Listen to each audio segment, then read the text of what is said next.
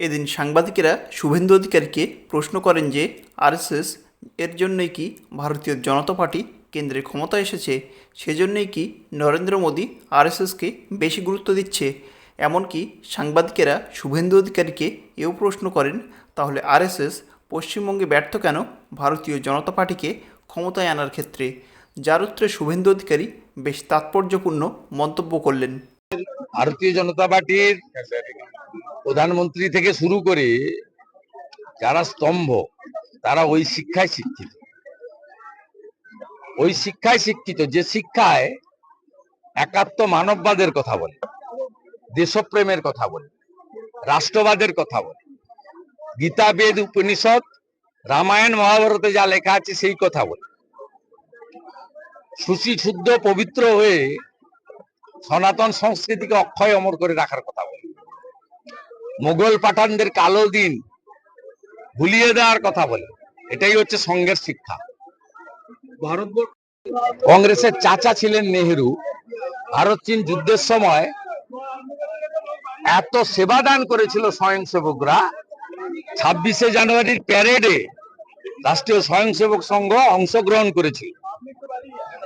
বাধ্য হয়েছিল তৎকালীন ভারত সরকার সংঘের স্বয়ংসেবকদেরকে ক্যাম্প করতে।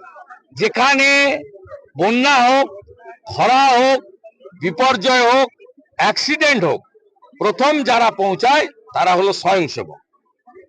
কিছুদিন আগে বালাসরে যে ট্রেন অ্যাক্সিডেন্ট হয়েছে, সেখানে 700 ইউনিট ব্লাড কয়েক ঘন্টার মধ্যে দিয়েছে রাষ্ট্রীয় স্বয়ংসেবক সংঘের তরুণ স্বয়ংসেবকরা।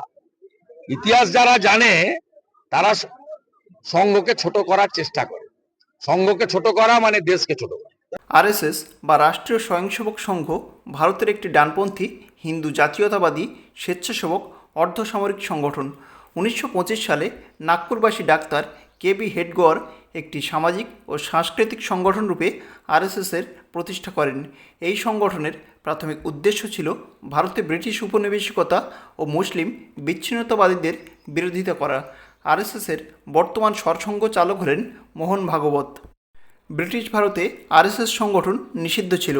এমনকি স্বাধীন ভারতে 1948 সালে নাথুরাম গডসে, যিনি ছিলেন একজন প্রাক্তন আরএসএস সদস্য, তিনি মহাত্মা গান্ধীকে হত্যা করলে তৎকালীন ভারত সরকার এই সংগঠনকে নিষিদ্ধ করে দেয়।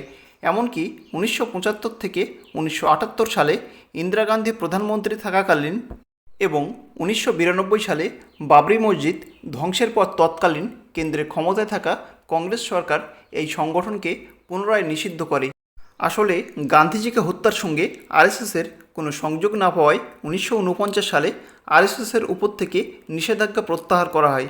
এরপর 1951 সালে অরাজনৈতিক উদ্দেশ্যে তৈরি আরএসএস রাজনীতিতে প্রবেশ করে। এই সময়ে হিন্দু মহাসভার প্রাক্তন প্রধান শ্যামাপ্রসাদ মুখার্জির সঙ্গে সংঘ পরিবার জোট বেঁধে ভারতীয় জনসংঘ নামে একটি রাজনৈতিক দল গঠন করে। এইভাবে 1977 সালে জনসংঘ অটল বিহারী বাজপেয়ীর নেতৃত্বে বিজেপি এর সঙ্গে জোট বেঁধে লোকসভায় ক্ষমতায় আসে। তবে 2014 সালে আরএসএসের অন্যতম প্রধান কার্যকর্তা নরেন্দ্র মোদী ভারতের প্রধানমন্ত্রী হওয়ার পর থেকেই আরএসএস সংগঠন সমগ্র ভারত জুড়ে তাদের সংগঠন মজবুত করেছে। বর্তমানে সমগ্র ভারত জুড়ে 50 থেকে 60 লক্ষ সক্রিয় কর্মী আরএসএসের সঙ্গে যুক্ত আছে। এই সংগঠনের 51,355টি শাখা সমগ্র ভারতে শিক্ষা, স্বাস্থ্য, গ্রামোন্নয়ন, আদিবাসী উন্নয়ন, গ্রামীণ স্বনির্ভরতা, কৃষি কর্মসূচি, দুস্থ মানুষদের দেখাশুনো, বিভিন্ন দুর্যোগে ত্রাণ ও পুনর্বাসনের ব্যবস্থা করে। এমনকি 1971 সালে বাংলাদেশের স্বাধীনতা যুদ্ধের সময়ে আরএসএসের সদস্যরা ভারতের আইন শৃঙ্খলা পরিস্থিতি স্বাভাবিক রাখতে স্বেচ্ছাসেবক বাহিনীর হয়ে কাজ করেছিল। এমনকি যুদ্ধকালীন সময়ে তারাই প্রথম রক্তদান কর্মসূচি পালন করে। অর্থাৎ সামাজিক কার্যকলাপের দিক থেকে আরএসএসের মতো সংগঠন ভারতে অদ্বিতীয়। তবে এই সংগঠন সম্পর্কে যদি আপনাদের কোনো মতামত থাকে তাহলে অবশ্যই কমেন্টে জানাবেন এবং ভিডিও শেষে চ্যানেলটিকে সাবস্ক্রাইব করে পাশে থাকবেন।